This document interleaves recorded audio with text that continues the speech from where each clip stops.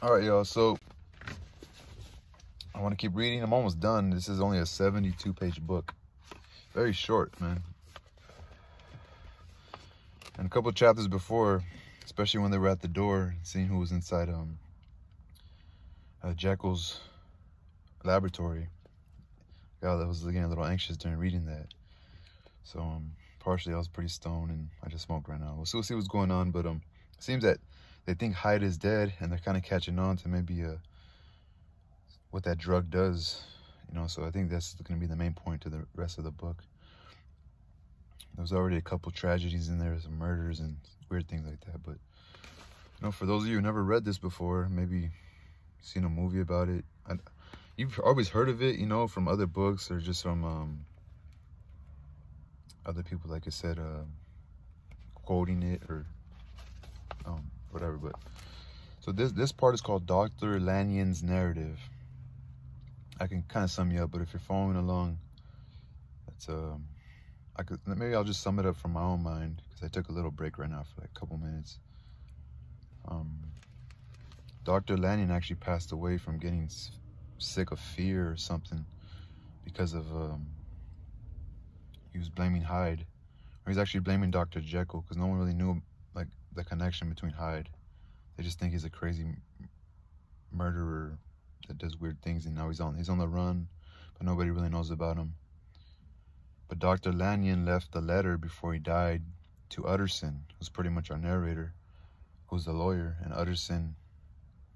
And then before Dr. Jekyll died, he also left a letter, and he in his letter he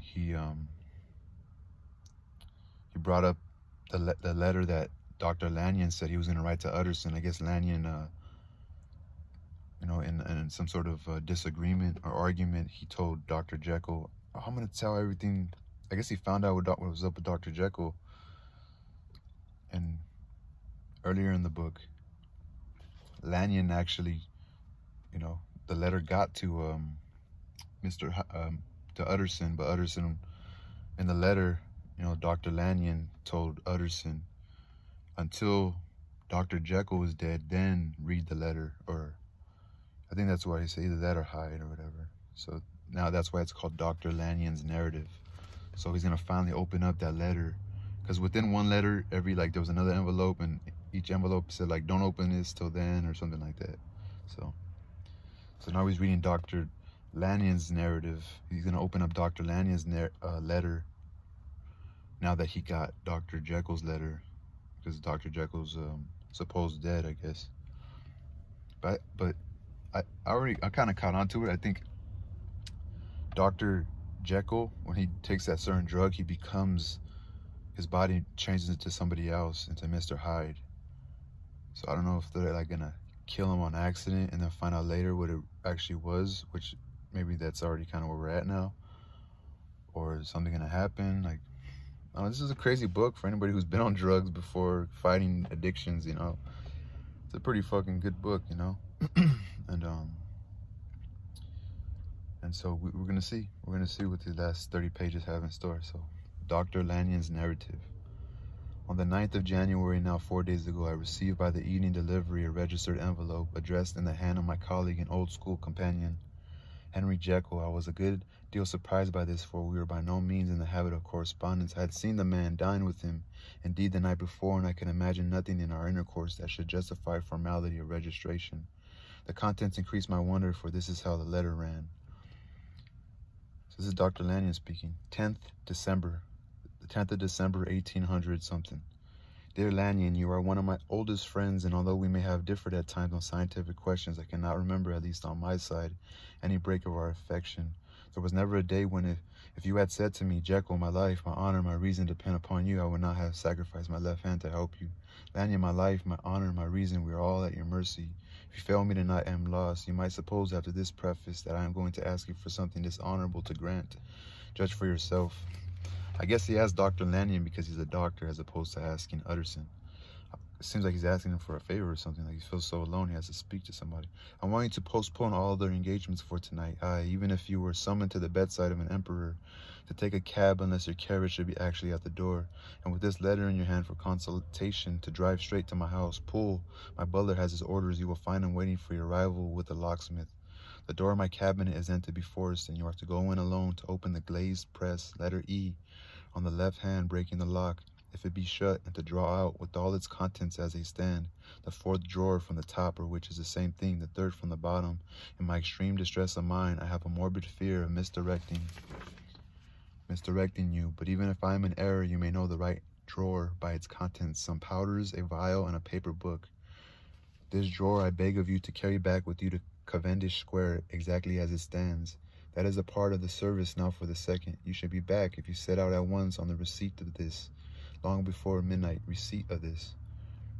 If you set out at once on the receipt of this. Oh, like, he's talking about the letter he's writing. If you set out, if you start leaving as soon as you start reading this, the receipt, like the reception of this, long before midnight. But I will leave you that amount of margin, not only in fear of one of those obstacles that can neither be prevented nor foreseen, but because an hour when your servants are in bed is to be preferred for what will then remain to do. At midnight, then, I have to ask you to be alone in your consulting room, to admit with your own hand into the house a man who will present himself in my name, and to place in his hands a drawer that you will have brought with you from my cabinet. Then you will have played your part and earned my gratitude completely. 5 minutes afterwards, if you insist upon my explanation, you have understood that these arrangements are of capital importance, and that by the neglect of one of them, fantastic as they must appear, you might have charged your conscience with my death or the shipwreck of my reason. You might have charged your conscience with the shipwreck. Confident as I am that you will not trifle with this appeal.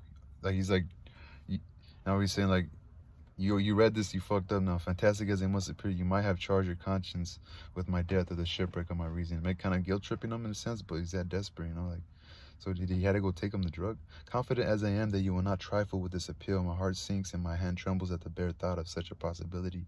Think of me at this hour in a strange place, laboring under a blackness of distress that no fancy can exaggerate. And you're well aware that if you will but punctually serve me, my troubles will roll away like a story that is told. Serve me, my dear Lanyon, and save your friend, H.J. P.S. I had already sealed this up when a fresh terror struck upon my soul. It is possible that the post office may fail me and this letter not come into your hands until tomorrow morning. In that case, dear Lanyon, do my errand when it shall be most convenient for you in the course of the day. And once more, expect my messenger at midnight. It may then already be too late, and if that night passes without event, you will know that you have seen the last of Henry JEKYLL. So I'm going to go back. Confident as I am that you will not trifle with this appeal, my heart sinks and my hand trembles at the bare thought of such a possibility. Think of me at this hour in a strange place, laboring under a blackness of distress that no fancy can exaggerate, and yet well aware that if you will but punctually serve me, my troubles will roll away like a story that is told. Serve me. He's just speaking of his desperateness. But I'm coming ahead tomorrow morning. Okay, upon the reading of this letter, I made sure my colleague was insane. But till that was proved beyond the possibility of doubt, I felt bound to do as he requested. The less I understood of this farrago, F-A-R-R-A-G-O, the less I was in a position to judge of its importance, and an appeal so worded cannot be set aside without a grave responsibility. I rose accordingly from table, got into a hansom, and drove straight to Jekyll's house. The butler was awaiting my arrival. He had received, by the same post as mine, a registered letter of instruction. I think, is he supposed to get rid of this stuff from? The butler was waiting my arrival. He had received, by the same post as mine, a registered letter of instruction, had sent at once for a locksmith and carpenter. Yeah, because he's pretty much telling him, get it for me. The tradesmen came while we were yet speaking, and we moved in a body to old Dr. Denham's surgical theater, from which, as you are doubtless aware, Jekyll's private cabinet is most conveniently entered. The door was very strong, the lock excellent. The carpenter avowed he would have great trouble and have to do much damage if force were to be used, and the locksmith was near despair, but this last was a handy fellow, and after 2 hours' work the door stood open. The press marked E was unlocked. I took out the drawer, had it filled up with straw, and tied it in a sheet, and returned with it to Cavendish Square. Here I proceeded to examine its contents. The powders were neatly enough made up, but not with the nicety of the dispensing chemist, so that it was plain they were of JEKYLL's private manufacturer. And when I opened one of the wrappers, I found what seemed to me a simple crystalline salt of a white color. The vial to which I next turned my attention might have been about half full of a blood-red liquor, which was highly pungent to the sense of smell, and seemed to me to contain phosphorus and some volatile ether. At the other ingredients I could make no guess. The book was an ordinary version book. It contained little but a series of dates. These covered a period of many years, but I observed that the entries seized nearly a year ago and quite abruptly. Here and there a brief remark was appended to a date, usually no more than a single word. Okay, so I think he creates it himself. Like, they're not really manufacturing these drugs already and giving them out, which kind of makes it seem pretty fucking horrible to do that, as if it's even worse now, you know? Here and there a brief remark was appended to a date, usually no more than a single word, double occurring, of many, but I observed that the entries ceased nearly a year ago and quite abruptly. Here and there a brief remark was appended to a date, usually no more than a single word, double, occurring perhaps 6 times in a total of several hundred entries, and ones very early in the list and followed by the several marks of exclamation. Total failure. All this, though it whetted my curiosity, W-H-E-T-T-E-D, whetted my curiosity, told me little that was definite. Here were a vial of some tincture, T-I-N-C-T-U-R-E, a paper of some salt, and the record of a series of experiments that had led, like too many of JEKYLL's investigations, to no end of practical usefulness. How could the presence of these articles in my house affect either the honor, the sanity, or the life of my flighty colleague? If this messenger could go to one place, why would he not go to another? And even granting some impediment, and even granting some impediment, why was this gentleman to be received by me in secret? The more I reflected, the more convinced I grew that I was dealing with a case of cerebral disease, and though I dismissed my servants to bed, I loaded an old revolver that I might be found in some posture of self-defense. 12 o'clock had scarce rung out over London, ere the knockers sounded very gently on the door. I went myself at the summons and found a small man crouching against the pillars of the portico. "Are you come from Dr. Jekyll?" I asked. He told me yes by a constrained gesture, and when I had bidden him enter, he did not obey. Without a searching backward glance into the darkness of the square, there was a policeman not far off, advancing with his bull's eye open, and at the sight, I thought my visitor started and made greater haste. There was a policeman not far off, advancing with his bull's eye open, and at the sight, I thought my visitor started and made greater haste. These particulars struck me, I confess, disagreeably, and as I followed him into the bright light of the consulting room, I kept my hand ready on my weapon. Here, at last, I had a chance of clearly seeing him. I had never set eyes on him before, so much was certain. He was small, and I have said I was struck besides with the shocking expression on his face, with his remarkable combination of great muscular activity and great apparent debility of constitution. And last but not least, with the odd subjective disturbance caused by his neighborhood. This bore some resemblance to incipient rigor, and was accompanied by a marked sinking of the pulse. At the time, I set it down to some idiosyncratic personal distaste and merely wondered at the acuteness of the symptoms, but I have since had reason to believe the cause to lie much deeper in the nature of a man, and to turn on some nobler hinge than the principle of hatred. That's subjective disturbance caused by this neighborhood. This bore some resemblance to an incipient rigor and was accompanied by a marked sinking of the pulse. At the time, I set it down to some idiosyncratic personal distaste and merely wondered at the acuteness of the symptoms, but I have since had the reason to believe the cause to lie much deeper in the nature of man and to turn on some nobler hinge than the principle of hatred. This person, who had thus, from the first moment of his entrance, struck in me what I can only describe as a disgustful curiosity, was dressed in a fashion that would have made an ordinary person laughable. His clothes, that is to say, although they were of rich and sober fabric, were enormously too large for him in every measurement.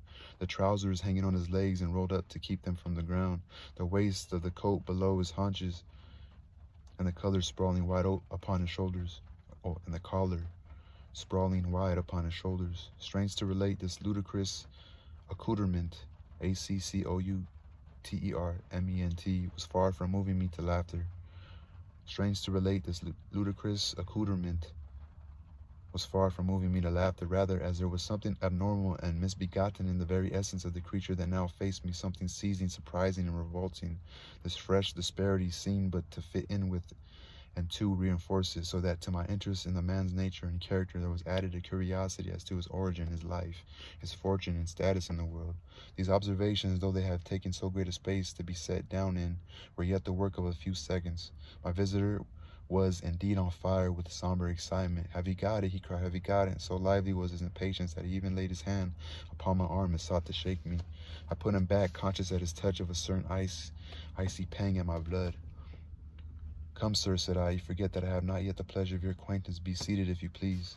And I showed him an example and sat down myself in my customary seat, and with as fair an imitation of my ordinary manner to a patient as the lateness of the hour, the nature of my preoccupations, and the horror I have of my visitor would suffer me to muster. "I beg your pardon, Dr. Lanyon," he replied civilly enough. "What you say is very well founded, and my impatience has shown its heels to my politeness. I come here at the instance of your colleague, Dr. Henry Jekyll, on a piece of business of some moment," and I understood. He paused and put his hand to his throat, and I could see, in spite of his collected manner, that he was wrestling against the approaches of the hysteria. I understood. A drawer. I feel like he needs it to get better, huh? But here I took pity on my visitor's suspense, and some perhaps on my own growing curiosity. "There it is, sir," said I, pointing to the drawer where it lay on the floor behind a table and still covered with a sheet. He sprung to it and then paused and laid his hand upon his heart. I could hear his teeth grate with the convulsive action of his jaws, and his face was so ghastly to see that I grew alarmed both for his life and reason. "Compose yourself," said I. He turned a dreadful smile to me, and, as if with the decision of despair, plucked away the sheet. At sight of the contents he uttered one loud sob of such immense relief that I sat petrified, and the next moment, in a voice that was already fairly well under control, "Have you a graduated glass?" he asked. "Have you a graduated glass?" he asked. "I guess ready." I rose from my place with something of an effort and gave him what he asked. He thanked me with a smiling nod, measured out a few minims of the red tincture, and added one of the powders. The mixture, which was at first of a reddish hue,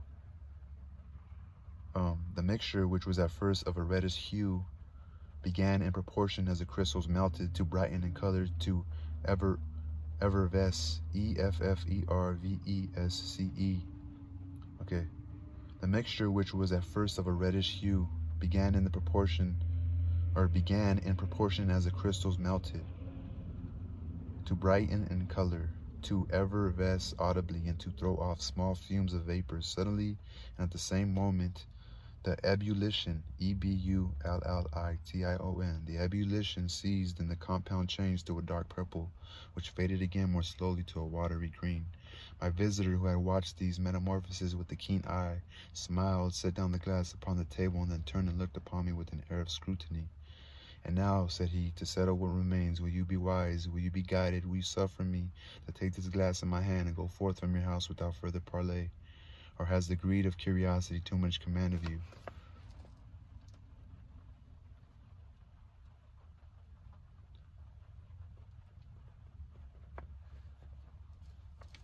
"Think before you answer, for it shall be done as you decide. As you decide, you shall be left as you were before, neither richer nor wiser, unless the sense of service rendered to a man in mortal distress may be counted as a kind of riches of the soul. Or if you shall so prefer to choose, a new province of knowledge and new avenues to fame and power shall be laid open to you, here in this room upon the instant, and your sight shall be blasted by a prodigy to stagger the unbelief of Satan." "Sir," said I, affecting a coolness that I was far from truly possessing, "you speak enigmas, and you will, perhaps, not wonder that I hear you with no very strong impression of belief, but I have gone too far in the way of inexplicable services to pause before I see the end." "It is well," replied my visitor. "Lanyon, you remember your vows. What follows is under the seal of our profession.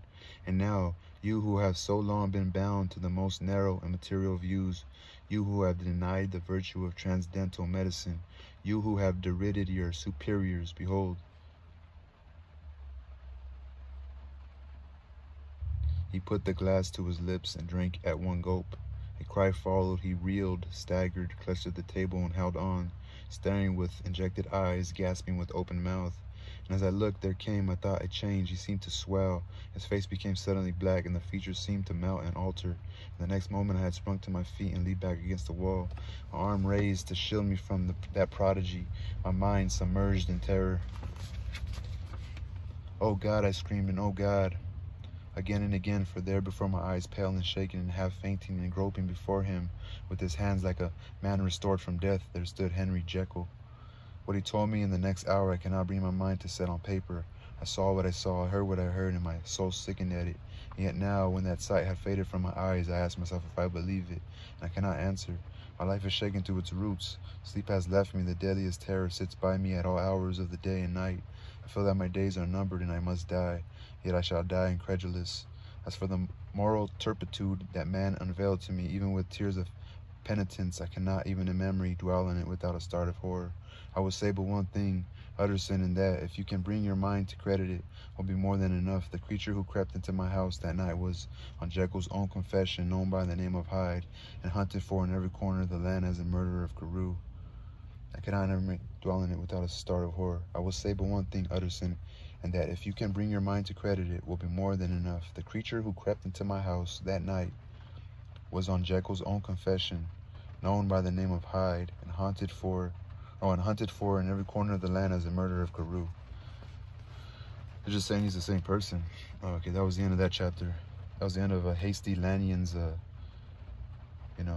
his truth and what happened.